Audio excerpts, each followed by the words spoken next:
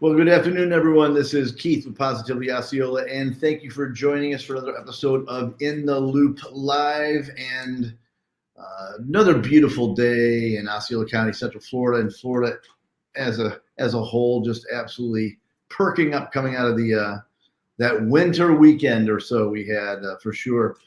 At Positively Osceola, we get a chance to really speak to some amazing guests and guests that are really integral in what's going on in and around Osceola County. And we are just really appreciative of that. And today is no exception, as we're going to welcome the chairman from the Osceola County Board of County Commissioners, Brandon Arrington. And bam, there he is. How you doing? Good, sir. How are you doing today, Keith? Great. Good to see you. I know you're super busy, and so kind of surprised you on this one, but I'm glad you were available just for a few minutes and get a chance to talk to you and see how your family's doing, how your holiday was. So how was your holiday? Oh, it was great. We were here in Osceola County with our family. My sisters flew in from Seattle with their kids as well, so we were able to get everybody together and celebrate and the best fashion we could given COVID and the surge here in Florida as well. But really good time, really great weather. As you were talking about, we just had our cold snap here, which hopefully is our only cold snap for the season, right? Yes, it was funny. I shared a Game of Thrones photo that said "Winter is coming, all at once, all in one weekend." That's exactly right. It was quite chilly. I was up in Tallahassee a little bit last week as well, and it's always about 10 degrees cooler up there. So I was glad to get back down to Kissimmee. Yeah, it's almost snow country this season, right? It is. It right around January. It's always tough to be up there. That's for sure. It is. We have some ties still to the upstate New York area from 35 years ago, and it was buried. And so you look at your Ring cameras, and man, it was definitely a winter wonderland in January.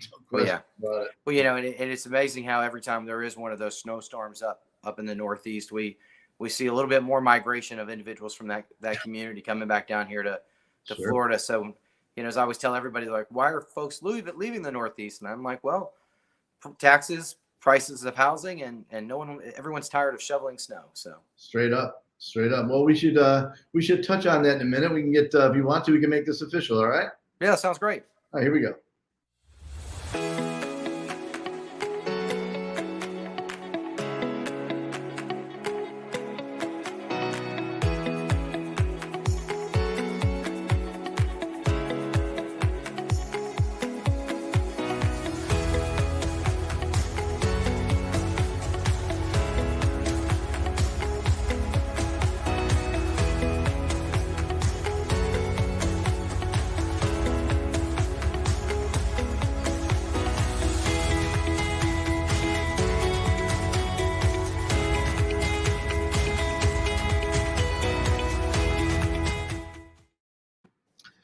Well, again, we are very honored to have the chairman of the Osceola County Board of County Commissioners, Brandon Arrington. And again, thanks for being here today with us. Thanks again for having me, Keith. I appreciate it.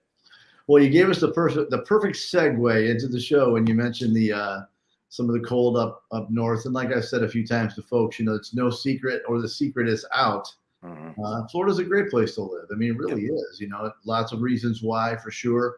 And depending on maybe what sector of the country or what sector of the world you're from, there are different reasons why you want to be here. But at the end of the day, it is a great place to live. And, I've been here 35-ish years, and, it was different 35 years ago. Well, everything was different 35 years ago. Sure.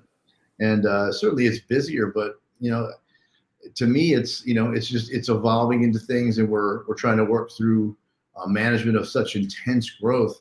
So nobody better to chat with about it than you, to be honest with you. You've been in leadership in Osceola County for a number of years. So I'm glad that you could be here today. If you want to talk a little bit about the growth and the changes in the county a little bit. Sure, I'd be glad to, Keith. And thanks for asking for that. As a native of Osceola County, who was born in 1975, I too have seen our community change immensely over that time. And whether it was the first growth spike in the 80s, or the second when we started to really take off in the 90s, continuing up through today, As you said, not only is Florida a great place to live, but Osceola County is a great place to live as well. Folks really enjoy our natural elements and also our great weather, our golf courses, and all the wonderful communities that we have throughout Osceola County. In fact, Osceola County saw about almost a 100% growth in the last 10 years. And I'm going off of our census data, which was recently released by the federal government, would put our population right around 400 to 420,000 people in Osceola County. And 10 years ago, the last census, it had us around 250 to 260,000 individuals. So we can tell that a lot of our new neighbors and friends here in Osceola County just recently arrived. And that's not going to stop today, that's for sure.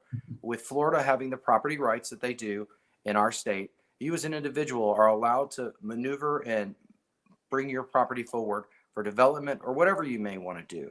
And it's our job as Osceola County to create the format and pattern of growth that you're able to grow by here in our community.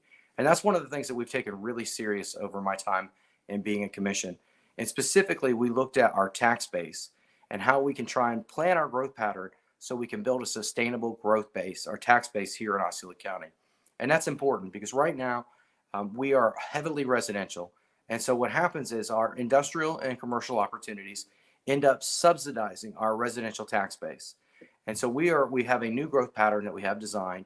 We even have a growth pattern all the way out to the year 2060, where we have a lot of major developments laid out with connectivity, more mixed use opportunities, trying to cut and shorten the commute times of those individuals that live here in our community as well. You know, one of the biggest challenges we have is playing catch up in Osceola County. And I say that, for instance, in my district that represents Pleasant Hill and Poinciana Boulevard. Poinciana was a community that was designed in 1968 with rural standards. So there was no connectivity promoted. There was no streets or sidewalks. So a lot of communities like that, we're still continuing to try and come in and retrofit those opportunities for sidewalk, streetlights, and also more expansion in the roadway system. And that's one of the things that I think people also need to know about. Over the next 5 years in Osceola County, there's going to be over $2 billion of investment in our infrastructure. And that includes the widening of Poinciana Boulevard, the widening of Neptune Road, the widening of Boggy Creek Road, the widening of Simpson Road. Old Lake Wilson Road will also be widened to 4 lanes. There'll be the extension of Poinciana Parkway will be taken all the way to County Line Road. And County Line Road itself will also be expanded to 4 lanes. The Turnpike Authority is working in Osceola County over the next 5 years to take our section in Osceola County also from 4 lanes to 6 lanes throughout Osceola County. And we're continuing to work with CFX to try and connect our Poinciana Parkway to the intersection of I-4 and 429, and then also east over to the Turnpike as well. Really trying to change the transportation model here in our community and how we move and commute, but also trying to create some opportunities for more industrial and commercial opportunities in Osceola County, not only to help our tax base, but also to provide more jobs here in our community. So once again, we can shorten that commute time for our residents of Osceola County. Yeah, I can remember, I'm going to take a stab at this. I think it was maybe 10. Well, you probably know, and this is a Don Fisher thing. I think it was about 10 years ago. It may not have been quite that long ago, but if I remember correctly, David Lane was the president and CEO of the St. Cloud Chamber of Commerce. Older gentleman and nice guy. And Don had come in on a board of directors meeting and was sharing the numbers, the growth that was going to be happening. And I really think the majority of the people were like, oh, that's some good information. Thanks for sharing that. But not really focusing on the fact that it wasn't a, hey, we're flipping the coin. This just might happen. Don wasn't sharing that. He was sharing what was going to happen. Yeah. Did a great job sharing that. And I was talking to somebody, I think it was Carl Theobald a few weeks back, and we were kind of chuckling saying, well, you know, that was pretty darn accurate, that discussion right there. Yeah. And No, so, it's really, when we talk about growth in the Central Florida area, Keith, one of the things that's been said over my time in office was the amount of available growth opportunity in our 3-county region. And when I say our 3-county region, I mean Seminole, Orange, and Osceola. And my understanding of it was, and these numbers could be off by 1-0, it's Orange County has 1,000 developable acres. Seminole County, I believe, had 10,000 developable acres, and we had 100,000 developable acres here in Osceola County. exactly. And And even with that number of 100,000 developable acres, that still leaves over 2/3 of our community in agrarian lifestyle. And so Right. if you want to build a house outside of our urban growth boundary currently today, you can build one house on a 5-acre lot. Mhm. That sets up our growth pattern. And then with inside our urban growth boundary, I'm going to go back to our tax base. We have really looked at how we can create a sustainable government here in Osceola County. And so one of the big problems we had when I got in office is what urban sprawl does to a tax base, Right. not only from a delivery service for education, but your response for fire, EMS, and your police as well. And so by densifying our urban area that we currently have underdeveloped in some of our infill areas, we're able to provide more services at a lower cost because people are condensed in a smaller amount of area. So it allows us to increase our response times for fire, EMS, and police as well.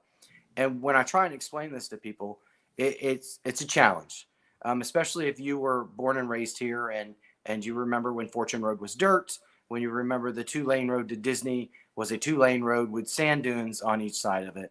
Or from my childhood, when I farmed on West 192 with my grandfather, the only things on West 192 was the Holiday Inn and the Big Orange, and that was it. And so, I mean, so we have grown immensely in that time. And to me, you can view growth one of two ways. One is a detriment and an inconvenience to you, or you can view it as Right. an opportunity for new businesses, for new customers, for new neighbors, and new opportunities here as well in our community. And also with our growth, we go back to our transportation funding model. Most of our funding created for new improvements to our infrastructure in Osceola County that aren't connected to DOT or the Central Florida Expressway Authority are funded off of our mobility fees here in Osceola County. And this is something I tell everyone I get a chance. We have the highest mobility fees in the entire state of Florida. Right. So if you are going to build a single family residential unit here in Osceola County, it's going to cost you more to do it than anywhere else in the state of Florida. Mm. And we came up with a really scientific method on how to calculate that and how to expand it out over time to deal with fluctuations in the economy and costs for that infrastructure as well. So it's been serving us well, but I will tell you that hasn't always been the case. Not too long ago, when we had not to be political, but a Republican majority board, we had waived impact fees on a number of cases. Once after 2008, when we had the downturn in the economy, and the viewpoint from those gentlemen was that they were looking to spur the economy, but unfortunately, spurring the economy at what cost? And so we're continuing to try and play catch up once again on the infrastructure and getting it in place because we know folks are going to continue to come here. As long as they keep having bomb cyclones in the Northeast, individuals are gladly going to look online and purchase a home here in our community. I mean, there's no doubt. And I think you left out one thing on the West 192 corridor, which is pretty close. Well, isn't anymore, but there was I think it was the home of tomorrow. Do you remember that? Xanadu. Yes, that was much later. That wasn't that wasn't there early on, but it came much later. That's for sure. Yeah, that was. I never had a chance to go visit that place, but as a kid, it seemed super cool. And like I said, I never got a chance to go in it though. Yeah, I didn't either. Drove by it about 1 million times, though, right? Yeah, I sure did. I think the reality, I'll just say this from where I sit. This is what I say to my son. This is not going to thrill everybody, and I don't thrill everybody anyway. So, but the reality is, when for us, we're a small business. The growth that has come into the area, certainly it does avail opportunities for businesses and entrepreneurial people. It does. I mean, I say that to my son. It's like, well, this is going to be a lot busier than in 10 years. Position yourself to try to do something that's going to work with that type growth in a busier area. I mean, Disney's here, SeaWorld's here, Universal is growing. They're going to be building the largest theme park in the world, pretty much, and certainly in the last 10 years, is that particular that add-on to Universal is going to be huge. It changes things, and that just is what it is. And like I said, I think it's part of. I mean, you're in this world, so I mean, we're never going to have a total agreement on how we should strategically do things. But isn't that the nature of our system, our government, where we hope the discussion lends to improvements? Never going to be perfect, but I mean, how do you feel about that? Isn't that correct? Though we're in a position as a democracy where discussion should benefit the scenario. Is that how you look at it as well? Well, of course, I think I mean we're a democracy, obviously, as a country, and I Right. think anytime you can have more input in the process and really thought and education as well, I think is huge when we develop. Keith, I try and equate Osceola County to a gawky teenager. We are a rural county that went urban overnight in the 90s. Right. And that's when we started our shift. And you could even go back to the mid 80s with the development of BVL, and really how that had a major impact Sure. on how our community looked and how it grew as well. But what I say is that we are that gawky teenager. We are not a rural community anymore, and we are not an urban community yet. We are in between, and unfortunately, there are a lot of growing pains when you're at that in between stage. And so that's really where we're at right now. Is we're not the Pleasant Hill Road that I grew up on that was that was 2 lanes and was Sure. called Pleasant Kill Road. So it's not that community anymore. Right. Right. I mean, where I grew up farming with my grandfather was out of Champions Gate, and also right across, right next to the Cracker Barrel on 192. And obviously, you can tell those are both been wildly developed in that time as well. So, it's a challenge, but there again, I would much rather take our growth opportunities than be a community in the Northeast or in the Rust Belt that are Right. closing schools, diminishing services, and trying to find ways to pay for sheriff's deputies, if you will. I mean, there are real challenges in communities that are seeing that negative migration pattern, and we're lucky. I mean, I'll be honest with you. I think we are lucky to have such interest and such growth in our community. And I think that goes there again. If you look at our property values, which are a double-edged sword, correct? Right? If you're a property owner, over the last couple of years, you've done really well, and you've seen a lot of value in your property because of the supply and demand model here in Central Florida. Right. But on the flip side, if you're a renter and you're unfortunately not able to be an owner at this time, it has a huge negative impact on the overall rental rates that people face here in our community. And with even as much development that we have going, I think they say we're still 2,500 units behind where we need to be from a demand model. And to your point earlier, where you're talking about folks coming here, Disney just moved or is moving 2,000 That's right. top tier employees into just north of Osceola County into Lake Nona. Right. And if you pay attention to any of the economic development announcements from OEP in Orlando, there is business after business after business moving their corporation or their headquarters or their new headquarters here to Central Florida and so because they see the same thing as an opportunity for growth and also a great resource and an employee base as well. So Yeah, I think that's spot on, to be honest with you. And again, we've got some ties in the way, way, way great north in upstate New York, and it is a challenge. What you just described with people moving out, tax base changing, how do leadership trying to figure out how to make it work with finances, just barreling downward. It is a challenge. Some of the cities that we get to be in, usually in the summertime when the weather's warmer. And some of them do a good job making it work, but it is a challenge, I think, for leadership in those areas for sure. Maybe we should, one of the things that came to mind when you were talking about change and growth is something I think is shining pretty much right now. And it's been a lot of hard work on your part, and certainly the commission and Don Fisher and his leadership, all of your leadership. That would be Neo City. Want to give us a quick update on that? Sure. We have a lot of great news, like you said, coming out of Neo City. Recently, we had the governor in town giving us a $6 million check for a grant from the state of Florida to help us extend our roadway to connect to Neo City to Neptune Road. And that thoroughfare will then connect to 192 as well. That's going to really help open up our development pattern. We also, in December, signed a contract with a developer from South Korea.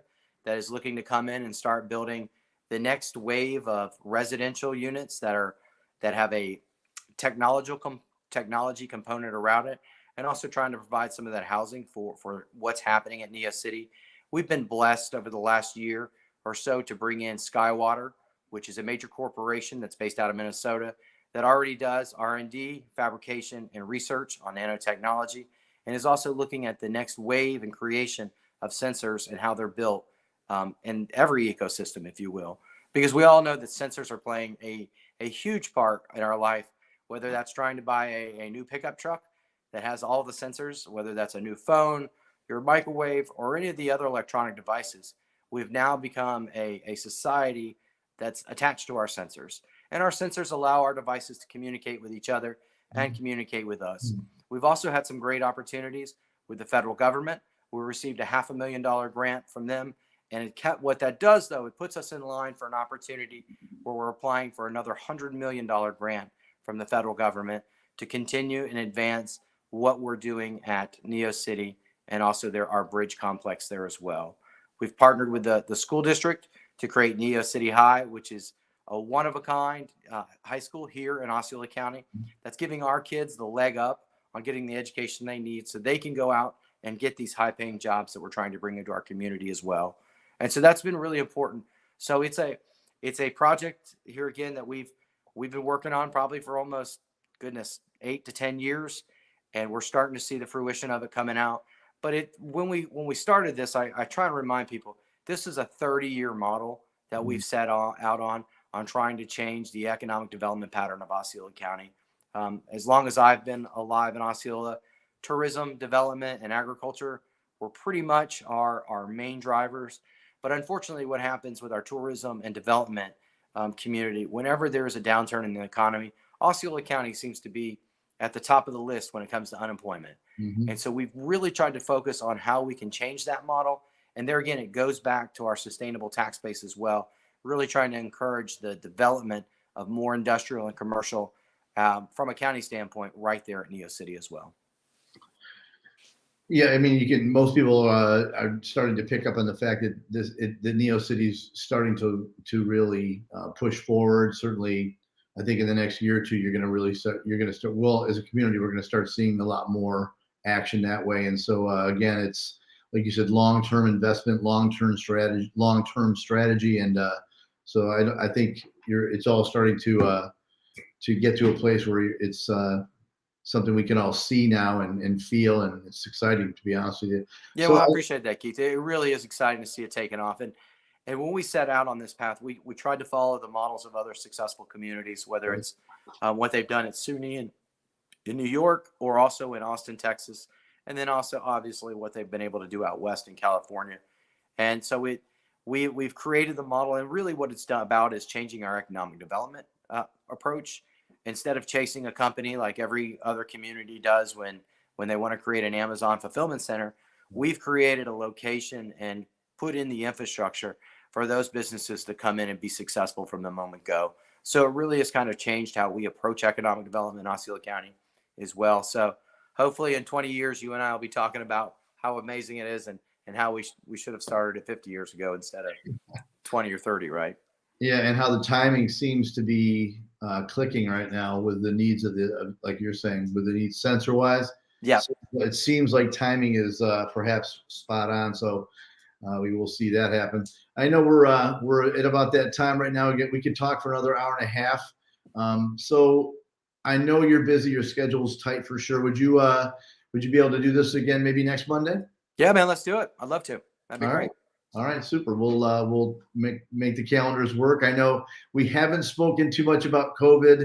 That probably is something we can bring into the next conversation. But if you would, so why don't you give us an update though, as far as people where we can look these days? Is it still the Osceola.org website?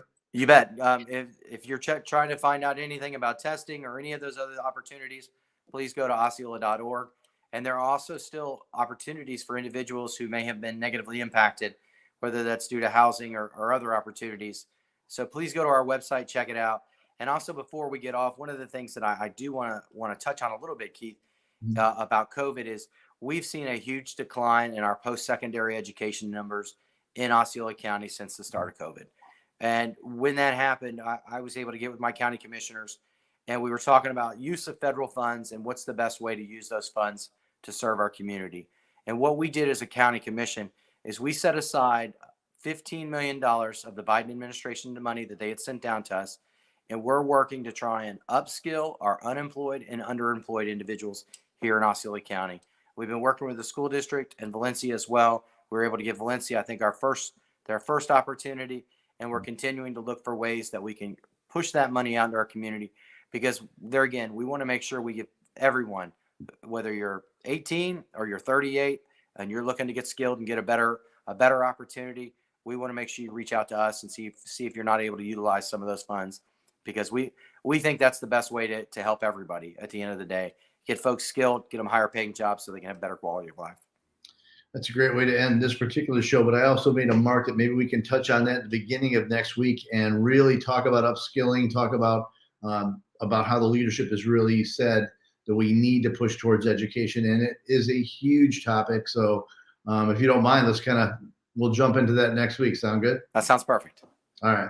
Well, I really want to say thank you again for the time. I know you're busy. We grabbed a slice of your day here, and we appreciate it very much, man.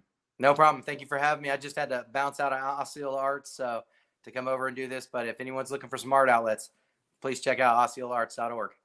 Yeah, and City of Kissimmee in their building right now, loaded with some great art that is from Black History Month, and that came via the Osceola Arts program. We appreciate you very much. Cool. Thank you, Keith. Appreciate it. All right, again, this is Keith with Positively Osceola, here with Chairman Brandon Arrington from the Osceola County Board of County Commissioners, together making a positive difference in and around Osceola County. Thank you, Brandon. Thank you, Keith.